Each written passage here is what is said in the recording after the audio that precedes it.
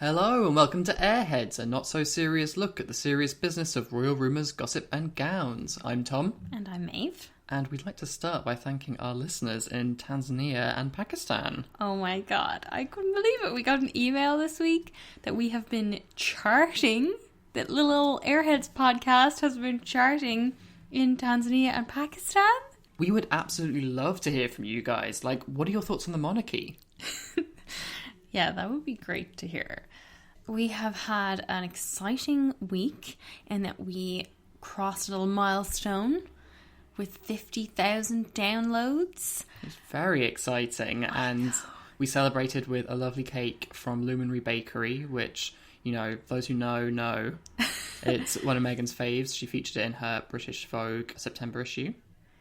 It was delicious. It was a lemon and blueberry cake. I think we actually talked about it because we went to Luminary Bakery after that magazine came out and we had a slice of it. But yeah, we had some people over and we had the cake and it was very nice. And I mean, I gotta thank you guys for listening to us, for keeping listening to us. And we get some really nice messages from people and honestly, they make our day because, you know, we just make this podcast for free in our little living room of our tiny apartment. You can probably hear that there is a party going on downstairs. Yeah, we've got some extra co-hosts that you might hear a little bit. I mean, that being said, it has been quite a tough weekend, and the news of Chadwick Boseman's death was very upsetting. Yeah. And there's been a lot of upsetting stuff in the news, and we've had some very upsetting messages and comments and reviews and stuff this week, so we're maybe not like at the top of our game today, but please bear with us. Yeah, we'll give it all that we can. But do you know someone who isn't giving it all that she can? Who would that be, Tom? The motherfucking Queen. This news came out last weekend, but I just didn't feel like talking about it. But now, as the days have gone on, it has bothered me more. So last weekend, the Sunday Times reported that the Queen will not be returning to Buckingham Palace probably at all this year, or maybe never. That she is on her summer holiday in Balmoral at the moment in Scotland. But after that, instead of going back to Buckingham Palace, which usually does, she's going to return to Windsor. You couldn't fucking make it up, because this is like at the same time as our government is urging everyone to return to the office and no more working from home if you can go to the office. And apparently it doesn't apply to the Queen.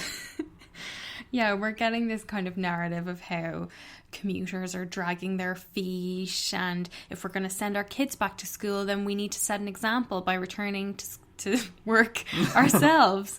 And the whole discussion around this with the Queen really frustrates me, because obviously she's a 94-year-old woman and most 94-year-olds aren't working, but she remains ostensibly working and definitely receiving money from public funds. Yeah. So as far as we know, she's still doing a job, even though the idea of being royal as being a job is patently absurd.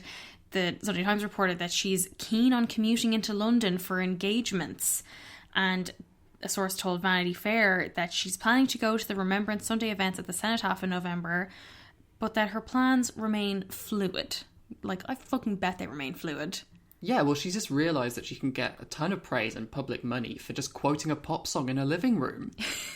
Why would she go back to having to leave the house? I am, of course, referring to the Vera Lynn quote in her coronavirus message, which inspired the nation but left us a little underwhelmed.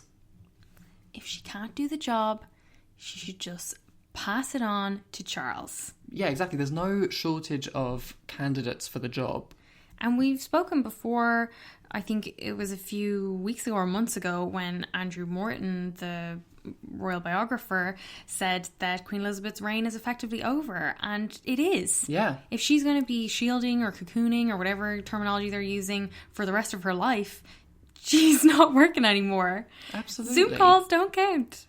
And also, if she's not up for going to Buckingham Palace to do some bloody work, she's still planning on going to Sandringham for Christmas.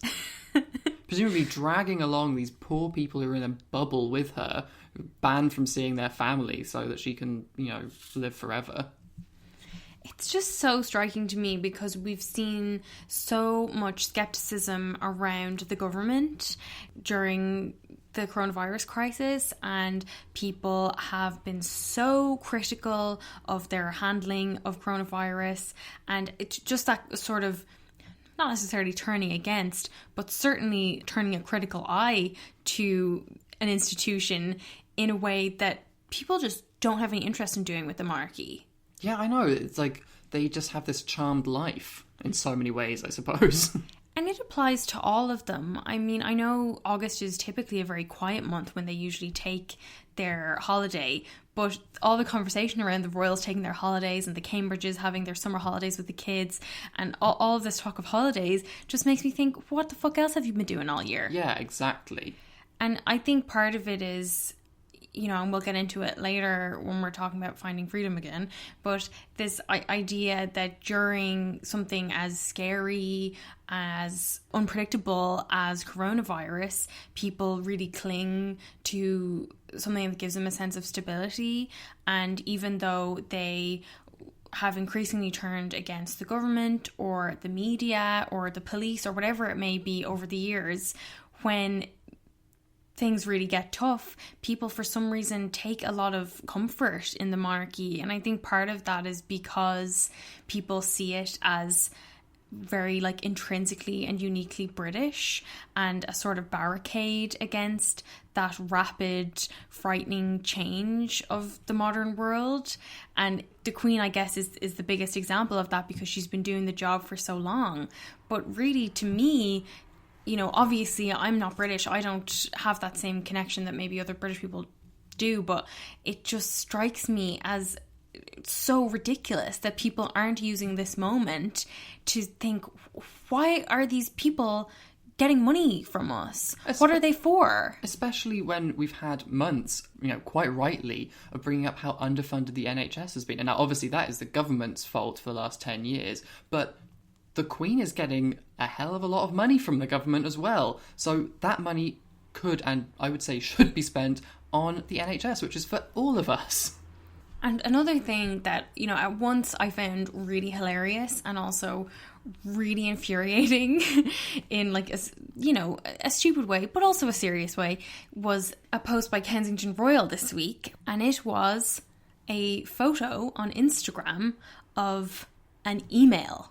I'm sure a lot of you may be asking what this new email story is about. It is, like you say, a screenshot of an email from supposedly Kate to the judges of the Hold Still photography competition with a zip file containing the 100 finalists because she thinks the judges might like to have all the images in one place.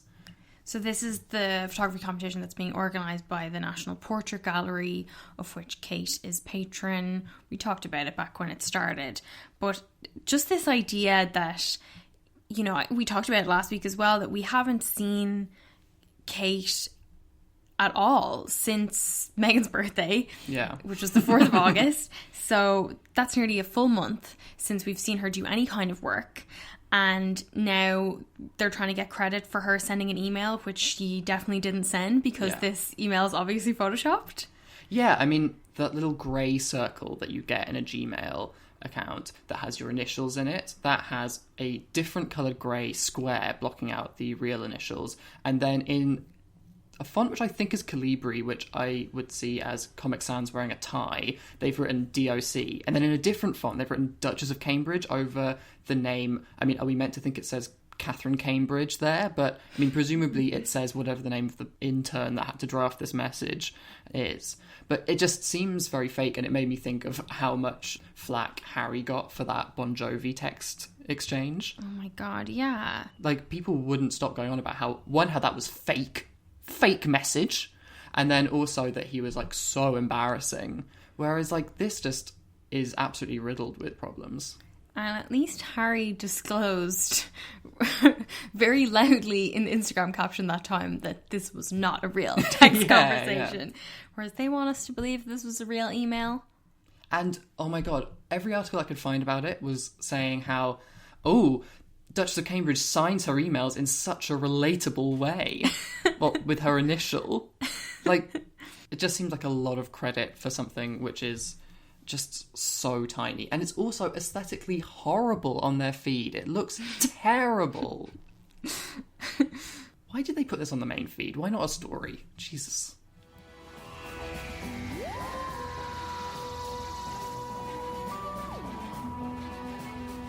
Hello, this is Future Tom, editing the podcast.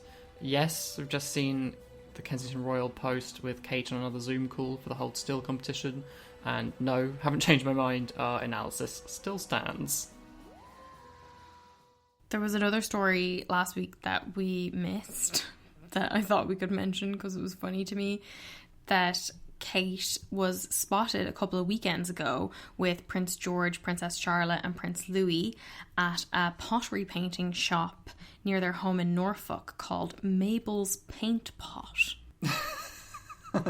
This was quite a surprise to me because I have also been doing ceramics classes every week, but I was like, oh, well, I have something in common with the royals now. What do you think they were painting? I think they were probably doing mugs. Mugs? When Yeah. I was a kid, I did plates and bowls, so I was thinking they'd be doing something similar. Okay, yeah. What kind of a vibe are we getting from, like, what kind of things are they painting? Are we getting Princess Charlotte doing the unicorn? What's Prince George into? Football? I feel like Kate might be a bit of a guiding hand on some of these designs, just a little bit. And I think, do you think they're doing like crowns on stuff? Oh my god, that would be so obnoxious. Because I've been to some of these like the pottery cafes and they tend to have like sponges that you can like stencil things with, and they always have a crown. Whoa, I was really into the pig when I was little. But can you imagine being a parent of another child and seeing the royals and seeing them reach for the crown and Kate being like, no, not that one. I saw as well, this isn't the first time they've been to Mabel's Paint Pot, because somebody earlier in the summer in March actually went, and they took a picture of the wall where you can see royal children's handprints painted on the wall and their names next to them, George and Charlotte. I don't think Louis has his name, but you know, one can only assume. The person who saw them there on Instagram wrote that Kate seemed very protective of the children, which is obviously nice and makes sense, but also makes me think that she was very hands-on in protecting their pottery. And protecting her, I'm sure, immaculate kitchen from any unsightly pottery. But you know what they say about pots? They can smash. And there's been some cracks in this family that we've been hoping would heal. Oh, no. Of course, talking about the rift between Harry and Will. And we've heard a little bit this week about how that split might be coming to an end. Might be glued back together with some wet putty. And that wet putty comes in the form of a statue of Diana. Oh my god, this got such effusive coverage. I was really surprised. It was on the front page of at least half the national newspapers over here about how Diana would bring the boys back together, which you can tell people really loved.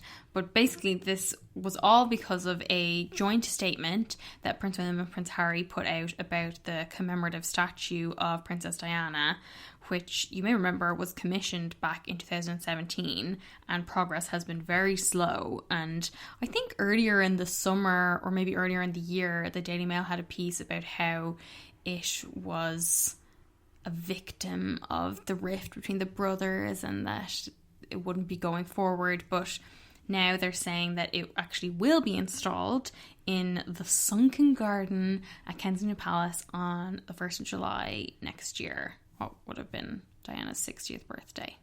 So apparently Will and Harry couldn't agree on what the statue should look like. The design has been done by Ian Rank Broadley, who is a sculptor who you'll may well know from such things as British currency. He is the man behind the profile of the Queen that's on all of our coins. And he was selected by a little committee of 6 people, which included Will, Harry, and Lady Sarah McCorquodale, who is Diana's sister. And they settled on this guy. I guess he's got a pretty good rep in the royal family because he does all these like commemorative coins for the Queen's jubilees and things like that. But I knew it was going to be a super realistic statue, but I'm worried about how this is going to turn out. I'm thinking of other recent realistic statues in London, and how disappointing they have been. I would have kind of liked if they'd done something more abstract, but I know tradition is king in the royal family and they would only want a life-size rendering of Diana. Definitely, which is a bit of a shame. I was a bit surprised looking at this guy's website how into nudes he is, which I'm sure is standard for sculptors, but his portfolio seems to be a lot of bare breasts. Oh, yeah. And I wonder how that factored into the committee's decision. Or did they just focus on the coins with the Queen's face on them and sort of ignore the boobs? I feel like they just like, who's already done a picture of the Queen? Who do we know is going to get approval? Bish bash bosh. And he did a commemorative coin of Prince Charles as well. A firm family favourite. But yeah, I was a bit surprised by like how clinical this statement was. It was very much just the facts. It didn't seem like this kind of warm and tender moment, which I was kind of led to believe it might be from the reporting. But Omid Scobie, the royal biographer, co-author of Finding Freedom, has said that the Sussexes might return to the UK for part of spring and summer next year. So he kind of cited events such as the unveiling of this statue as something that they will attend. Also, Trooping the Colour is something they'd want to be at. And obviously you have the Invictus Games in The Hague, so it might make sense for them to be based in the UK around that time. As well as that, we saw Prince Harry hosted a Zoom quiz for the Rugby Football League to mark its 125th anniversary.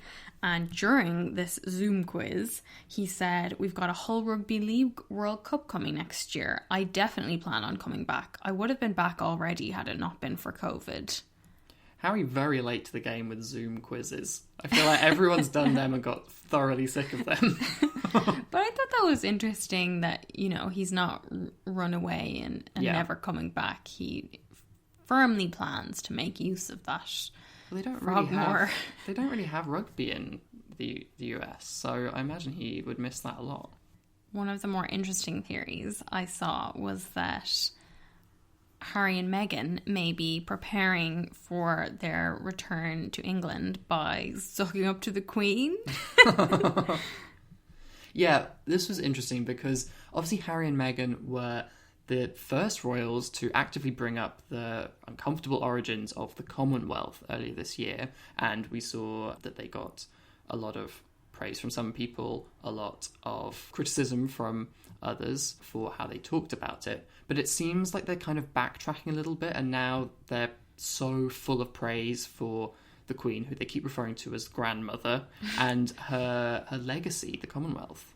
A source told Sunday People, "The Queen is fiercely protective of the Commonwealth. She wants her work to carry on through younger family members when she's gone. It feels like Harry and Meghan are finally trying to build bridges, as I think despite their popularity in certain quarters, it has dawned on them they need the royal family more than it needs them," which I don't believe at all. No way. But I do think it's strange that it felt like Meghan was careful to point out in that Queen's Commonwealth Trust call about social media how it was an honour to continue the Queen's legacy, and using that kind of language seemed deliberate. Yeah, bear in mind that this is a tabloid story, so take this with a massive pinch of salt and assume that it's being spun in some way. But I really don't agree, like you said, with the idea that they need the royal family more than the royal family needs them. But I can see that they might see the value in picking their battles pretty carefully and limiting the number of enemies they have who might be trying to put stories out about them. Yeah, if it's, it's obviously not someone on Harry and Meghan's side who would be speaking about this. So it does kind of make you wonder, who is this source? What is their angle? Why are they trying to get this out there? Yeah, who's pushing the reconciliation angle? Because it seems like they are probably the ones who are feeling a little bit weak at the moment. There was another story in the Telegraph this week about how Harry is reportedly conscious of how the royal family might perceive his actions and his next steps. It was kind of tied into Meghan's conversations around voting in the upcoming election in America, including confirming that she will be voting. And a source told the Telegraph that Harry will not be getting political, and he's not entitled to vote there anyway, but that he's not going to be joining in Meghan's conversations around this. Yeah, I think we should put some of this in context with the British royals. Like, the British royals have the right to vote in our elections, but they traditionally don't exercise that right because they want to be seen to be neutral. So that is the level of not getting politically involved that we're talking about. So when people are saying that Meghan is getting political, even though, she's not explicitly been tied to any particular party, and that, the things that she is talking about are bipartisan issues, that's where this criticism is coming from, of her being too political or getting involved in politics. It's like a total next level bullshit, because we know that the royals do get involved in politics. The Queen just likes to keep it in the shadows. Yeah, so this source told the Telegraph that Harry will not contribute publicly to Meghan's latest mission to urge her fellow citizens to vote, out of respect for his family's position on the global stage. The whole situation is very messy and also very simple at the same time. One reviewer wrote to us this week saying, urging people to vote is not in itself political and shouldn't be seen as a partisan issue. Black women in particular had to fight for the rights of many other people to vote before they got the right themselves, and every trick in the book is used to take that right away from them. Yeah, and I completely agree. Like, there's nothing partisan about Meghan suggesting that people should go and vote. I think maybe what got lost is what we were trying to say was that Meghan's allusions to the change that we all deserve and need and what's at stake and things like that, the subtext of all that is vote Biden, basically. Yeah, get absolutely. Trump out. And as we said last week, and we'll say it again, we love that she is doing that and wish she could be more explicit about it. Because it's incredibly important. And she did talk about that a little bit more with Gloria Steinem this week, which we'll get onto later. But I think, as this reviewer said, and as we said last week, that because of the current administration's efforts to remove the right to vote and to suppress votes in America, it means that it's no longer a non-partisan issue and that it becomes seen as an endorsement of the Democrats. And that's what we have a problem with. Yeah, exactly. When encouraging people to vote and pointing out ways in which they can avoid voter suppression, that shouldn't be like a radical thing. That should just be how you prepare for an election. But like you said, once you go anywhere further left than this, frankly, far-right norm that we're increasingly seeing, you get this political branding, which is wrong. So I think it's in some ways smart of Harry to stay out of all this, because you know what the reaction would be like if he started telling Americans how to vote. Like, that has nothing to do with him. Yeah. He is not eligible to vote there. He's not American just because he's married to an American. Much as we would love to hear him say, fuck Trump. I just don't know what that would add to the conversation at all. I think it would just distract from the point. And as we say all the time, Meghan is so much better at articulating this kind of stuff than he would be. So she actually doesn't need him to contribute publicly to her mission, as this source puts it. We got quite a clear message, though, this week from Jessica Mulroney, the Canadian influencer and socialite who said to be Meghan's best friend. Yeah, she now has a semi-regular slot on this podcast ever since Sasha Exeter, a black influencer in Canada, called her out for the private message she'd been sending, threatening her livelihood. Yeah, and after that time, Jessica Mulroney said that she was going to step back from Instagram. We wondered if someone from Jessica's team had possibly spoken to the tabloids about how Jessica was reportedly feeling distraught that Meghan had ditched her to look woke.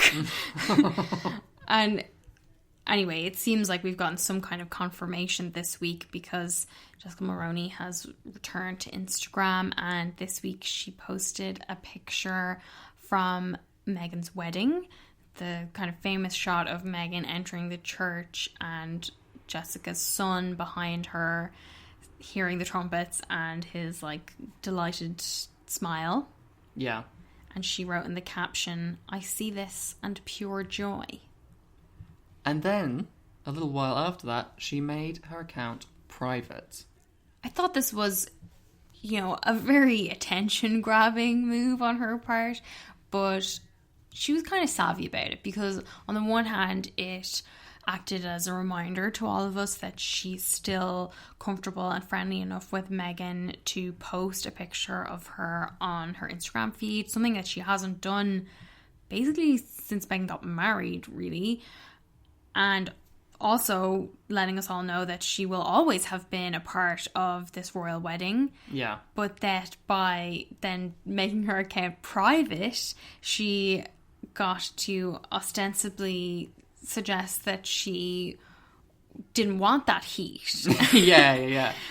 She gave everyone enough time to screenshot it and report on it, but then shut it down. And Instagram is back to just being her little private idyll. So we have a roundup of some final listener questions on Finding Freedom. Yeah, I can't believe that there's more stuff you guys want to hear about this book, but we got a few emails and then we asked on Instagram what else you guys wanted to hear about and thought we'd just quickly go through some of those. So, first one was, which senior royal do we think made the comment about Meghan being Harry's showgirl? I do think it sounds very Philip, but Edward has a lot of theatre connections, so maybe showgirl is a word that he's quite comfortable using. It's just such an old-timey word to me. I know. I feel like it's got to be one of the older generation. I was thinking possibly Andrew, because you do kind of get the sense that Philip is maybe up in his own world in that Sandringham house with his chauffeur and not paying all that much attention to what's going on. So, yeah, it had a bit of an Andrew about it to me. Okay, next one. What damage do you think the media has done to Meghan's reputation? Can you blame Harry and Meghan for shining a light on the need for honest journalism? At least their Instagram gave us info about their work, which is more than the media did. I do think a lot of people's opinions of Meghan have been shaped by the media, and I think in particular the tabloid media, and certainly a lot of the stuff I hear when I'm talking to people that don't pay as much attention to this stuff as we do is like, didn't she make Kate cry? And didn't she spend all that money on that house in Frogmore and then up sticks to California to hang out with celebrities? And, that kind of narrative has its roots in the sort of columns and editorials that you often find in tabloids. So, as we said last week when Omid Scobie described her as living in the shadow of this tabloid-created persona, I wonder how she will ever break out of that now. And I can certainly see why they would want to be critical of that and to hold publications accountable for spreading false stories about them. But I wouldn't agree that only their Instagram gave us the real insight into their work, because I think certainly with the Sussex stans who can be extremely vocal with us, and often that kind of fan base latches on to one piece from a story that is shared on social media that they haven't come across themselves because they don't read that kind of media, and maybe they've seen a screenshot of a couple of paragraphs or a headline, and that's what people seize on. Whereas like if you're reading in a lot of the publications, you'll get into all those details about their work and who was there, and you'll have the quotes from the charity founder or whoever it may be. Yeah. So I think people can risk drawing conclusions on something from a screenshot they've seen on social media without reading the full piece, or without reading more widely in other publications. Yeah, and I think that the message we're now getting, even from Harry and Meghan, is that it's important to read widely and form your own opinions. It's not to shut things out that you don't like necessarily. But what did you think about the dress code violations? I wasn't exactly sure which ones that this person was referring to, but just in general, I find all of that stuff about royal wardrobe protocol extremely tiresome and ridiculous, and it seems like Meghan is definitely held to a different standard than other members of the royal family. Like we talked about in that episode, how Eugenie had done the nail art, Yeah. but that Meghan was lambasted for wearing the black nail polish. So, you know, I think they can sort of pick and choose what is protocol and who is breaking protocol and stuff. So I'm just glad that Meghan's out of all this stuff and she can wear whatever she wants. What do you think about the media's reaction to Finding Freedom? I just thought there was so much bitterness.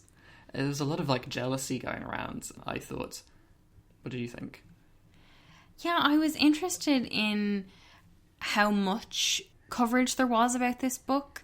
Like, you know, we got the first extracts ages ago, and it was a pretty constant stream since then. So it's interesting when you hear these reports saying that it's a snooze fest and it's just confirming stuff that the royal reporters Harry and Meghan hate so much had already reported on and stuff like that. But they'll still give so many column inches to covering it.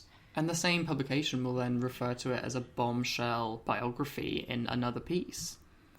I just have to think that some of the Royal Rota reporters were taking it very, very personally, and there were times where it read almost like a jilted lover who couldn't believe that another writer had gotten access to these people and was getting to write this book. And it just seemed like this very strange and very personal bitterness.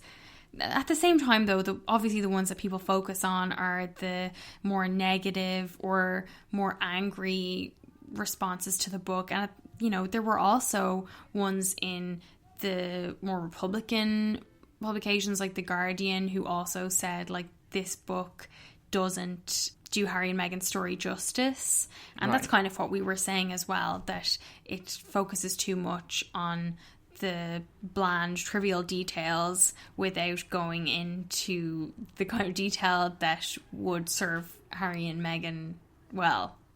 Where do you think Harry and Meghan and the royal family should go from here? Is there any hope of peace? Well, I mean, I think the royal family should be abolished, and I think Harry and Meghan should give up their titles and just cut all ties with the institution and be fucking grown-ups about it. But, of course, I would say that. Yeah. I mean, and I totally agree with you. I would absolutely love for that to happen. But I think maybe more realistically, what I think should or will happen, or what I would like to happen, is that they don't need to work together. I never need to see Will and Harry do another event together or do an initiative. Like, I just feel all of that is so fake at this point. They just need to cut it out. I hope for their sakes they personally mend their relationships and their issues, because there are kids involved, and it would be nice if they could all be civil and support one another. But I don't think they're capable, because of royal egos, of supporting each other and working together at the same time. So I think that will have to go. I would also like to stop getting these little like back and forths in the media with palace sources talking about how they feel about each other and whether they're talking to each other and they're not talking to each other, but they are talking to each other. Yeah. And all that stuff, it just is so immature to me. And like, in a way, obviously we love it because, oh yeah, you know, that is part of this podcast. But I guess we never thought we could get too much of it at the beginning. Did the book alter your opinion of Will and Kate at all? I mean, I don't like them and I think they're lazy, so they couldn't really have gone any further down in my estimation. I was maybe a bit surprised that the book wasn't harder on them. Yeah, I was surprised at how little Kate featured in the book, and that to me showed how little of an effort she made with Megan. In that sense, I was disappointed, because you would think that because Kate is the only other person who could possibly understand, and not even understand the whole breadth of what Megan was experiencing, but would have some understanding of it, you would think that she would have been more proactive in helping her. So in that sense, I was really let down, and then further disappointed by that insane hitting back rebuttal in the Mail on Sunday a few weeks ago, where she kept talking about cooking the vegan meal. That was Yeah, pathetic. Serious eye roll. Where do you think Harry and Meghan went on honeymoon? An easy one, finally. Okay, so Kensington Palace did confirm that they went for 10 days to a secluded villa on a private island north of the Seychelles. This is lovely, isn't it? Yeah, how the other half live. Do you think the royal family realised what they missed out on with the addition of Meghan? And have they turned more people against them? I think that Charles certainly realises what he's lost. We've heard from like a few different sources that he had planned for Harry and Meghan to be part of his slimmed down monarchy. And I think anyone in the royal family who doesn't realise what they've lost is a total fool. But, you know, a lot of them are fools, so I wouldn't be surprised. And I do think that there would be people who've been turned against them by that. I think amongst the people who are not fans of the monarchy in the UK, I feel like there's generally a feeling that the royal family are a dead weight, that they are a drain on the money, but not actively malicious. Because for a long time, they didn't really actively do anything good or bad. But I think once you get something like this, which is unravelled so spectacularly, so publicly, I think it's opened a lot of people's eyes to not only what the royal family have done to Harry and Meghan, but just a reminder of what the institution of monarchy is, going back a long, long way. Yeah, I think like dyed-in-the-wool monarchists will possibly have more admiration for the monarchy after this, because they will have seen the Queen as preserving the institution and putting her foot down and being like a boss bitch. But I do think for a lot of people who, like you said, didn't pay any attention to the monarchy before, this whole drama has brought a lot of attention to the monarchy and its inability to accommodate a non-white person. Yeah. And I think that will have been brought into sharp relief for people who didn't really think that much about the monarchy before. Do you think that Harry and Meghan's popularity was a threat to the British royal family? I mean, it shouldn't have been, because I think, you know, the royal family have just lost so much relevance and importance around the world, and having someone as modern and exciting as Meghan should have been seen as a great opportunity for them. But I think like the real problem isn't like that it's a threat to the institution, but the fact that members of that institution see it as a kind of competition and become jealous, that is the big problem, rather than seeing the good that Harry and Meghan could have done for the firm. Certain members of the family seem to be more worried about being personally overshadowed and kind of putting themselves above of the institution, which you're not meant to do. Absolutely. No, I totally agree with you. Why do you think Harry and Meghan couldn't be working royals like their cousins? I think the short answer to this is basically that Harry was too high up in the line of succession. That seems to be it. That the kind of setups that they've worked out for Beatrice and Eugenie and Prince Michael of Kent, of course, just wouldn't work for someone like Harry. Yeah, it's very hard to find a straight reason why they couldn't be working royals.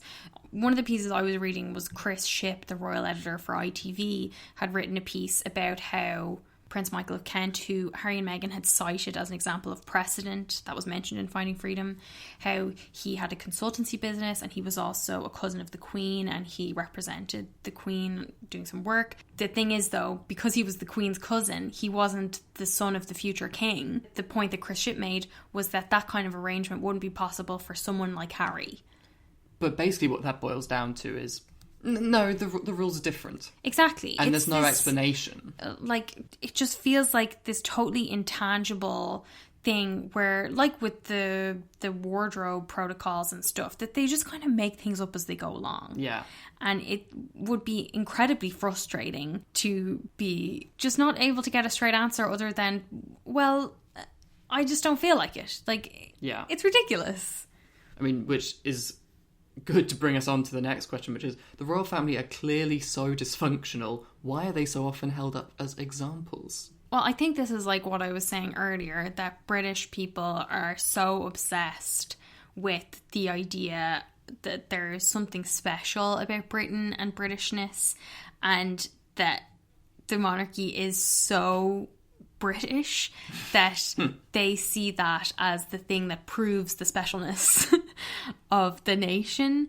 And like I was saying, because of the Queen's like unbelievable longevity, they see that as a barricade, like I was saying, to the changes of the modern world, and that they see comfort in that kind of stability. So I think it's not so much an example as people can kind of project whatever they want onto the Queen because she has lived so long and said so little and we know so little about her. Whereas with Charles, because of all his interventions in all kinds of shit and his incredibly public personal dramas, I don't think people will have the same feelings about him when he's king. So I do think when he takes over, there will be more people saying, this family is incredibly dysfunctional. Why are they held up as examples? Yeah, I mean, I do think as well, I think quite a lot about when Lainey of Lainey Gossip was talking about the relationship between Disney and the royals, and how through fairy tales we have this idea of what princes and princesses are like and what royal behaviour is. And I think that that kind of image is stronger than the reality of what these individuals do. And I think that, like you say, once the Queen is gone and once we don't have that longevity and this is the way it's always been, maybe those personal actions will start to take on a greater weight in public opinion or public consciousness.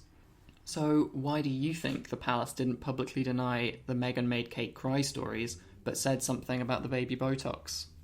Honestly, I think it's because of the commercial implications of it.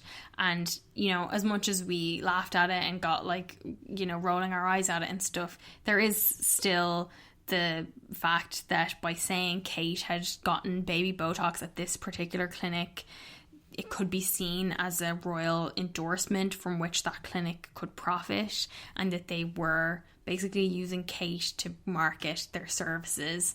So I can understand how they would have to just totally shut that down. But at the same time, it is very frustrating because that just seems like such a marginal thing compared to what Meghan was going through, but it doesn't have the same commercial aspect to it that the Meghan made Kate cry story. Yeah, absolutely, which is something that they could quite easily have shut down, but they didn't. And the results of that were this perpetual image now of Meghan as like a troublemaker, and in particular this narrative of like a loud or angry black woman who makes this delicate white woman cry. And that's been so readily latched onto by certain racist members of the public. Yeah.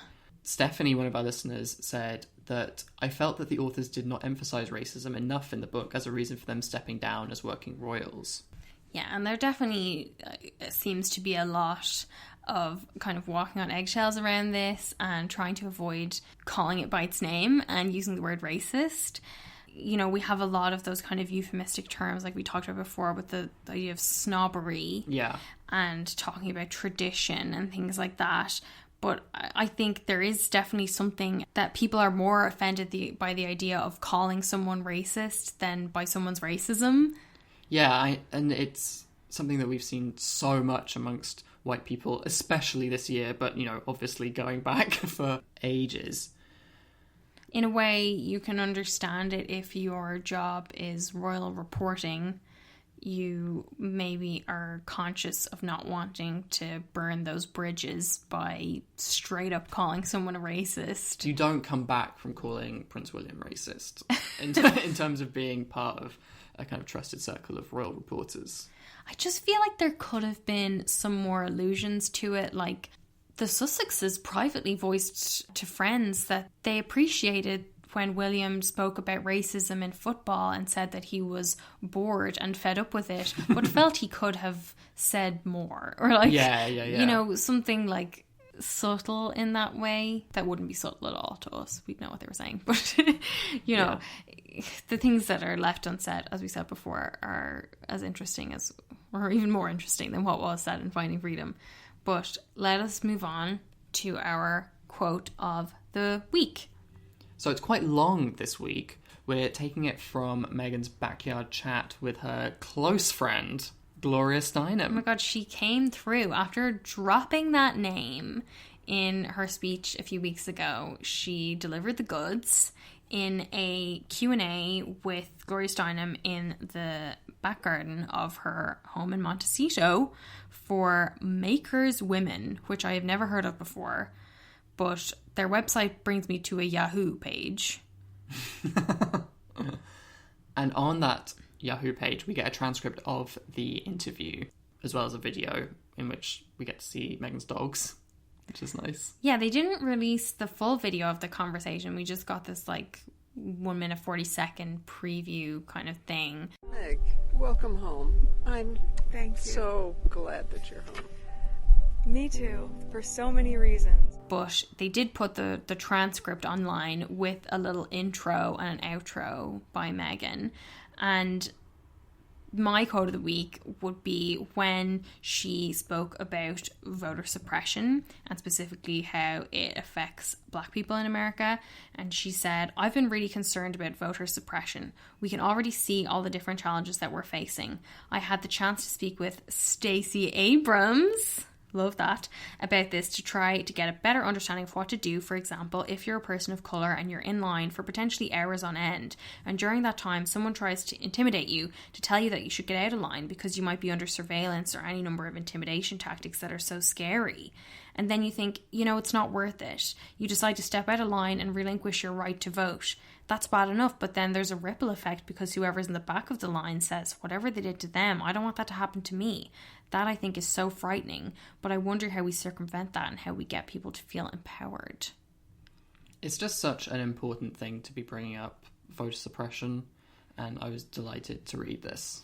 And even Gloria Steinem says, like, even you just saying that can help people by explaining how that works. In general, like, I felt like that was the strongest part of this conversation. I felt like there was quite a lot of arse licking on both sides, to be honest. And fair enough, because, like, you know, meeting Gloria Steinem would be mind-blowing. But I wasn't as fond of the, you know, I recently realised you can be feminist and be feminine and things like that.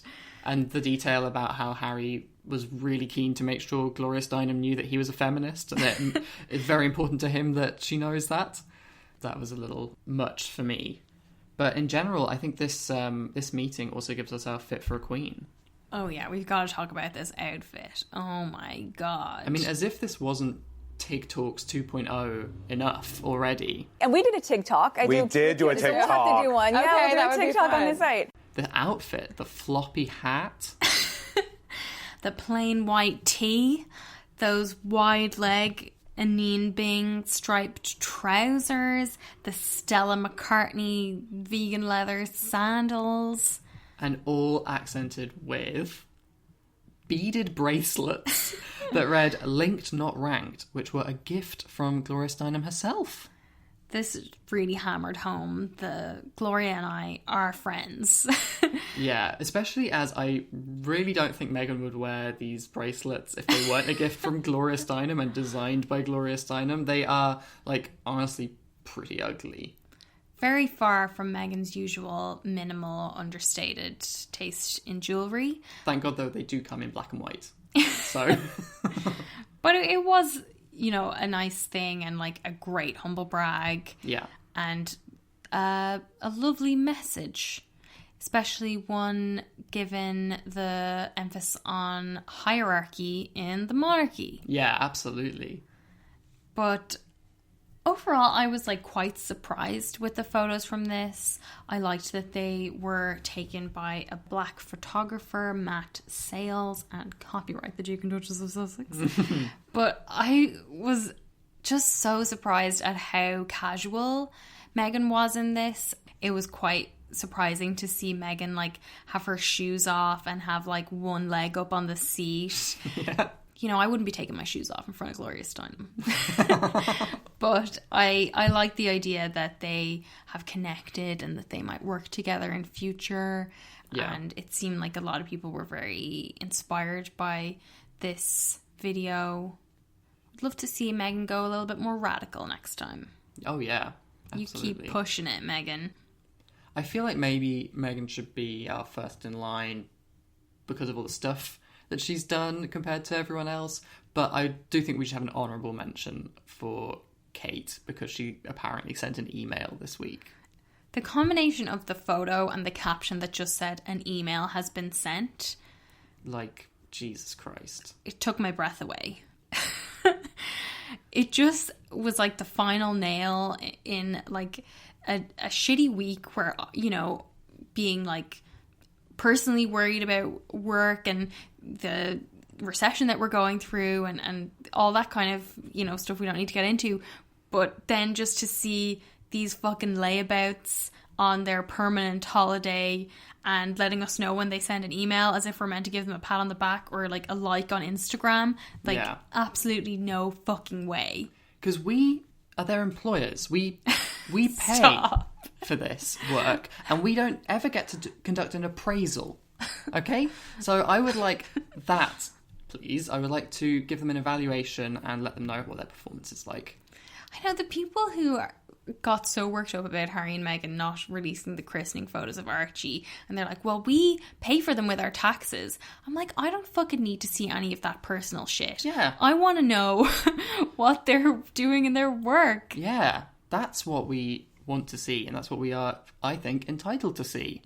I do think we will get one of these personal family pics next week. Next Monday, the 7th of September, is when Prince George and Princess Charlotte's school, St Thomas's Battersea, reopens, and Boris Johnson, the Prime Minister, is really pushing for kids to go back to school. So Yeah. I have a feeling we're going to get a family bringing the kids back to school pic, or they certainly should do that if Yeah. we're getting the Cambridges are the ultimate parents and role models. Yeah, I mean, are we paying them to do the school run now? They should be bringing all the kids to school. They should be the school bus. Stop. Leave the kids out of it, Tom. Just because I'm very surprised at how little we've seen of Kate and Will in the past month. So that's my prediction for when we'll see them. As for the rest of them, I don't know what's going to be going on next week, but I know we are going to be reading Majesty, the sequel to Catherine McGee's American Royals. I'm very excited about that. I know, we asked on Instagram if you guys are going to be reading it, and it was like a 2/3 yes, but then we also got quite a lot of messages from people Yeah. who were interested in a book club episode, so we are going to do it. We also got a listener suggestion for a book club episode on Red, White and Royal Blue by Casey McQuiston, which we've talked about a lot because we love it. I love it so much, and actually it gives me an excuse to reread it, which is great. Yeah, so we'll do both of those over the coming weeks. We hope you'll come back and join us when we do. Until then, you can find us on Instagram and Twitter at AirheadsPod and on Facebook at Airheads. And we'd love to see some 5-star reviews this week. If you like the episode, tell a friend and let us know what you thought. And take care of yourselves and have a great week. Thanks so much for listening. Bye. Bye. Can't let Dad see me playing hooky. I can't let the boys see me skipping work. Good afternoon. How do you do, sir? Sucker.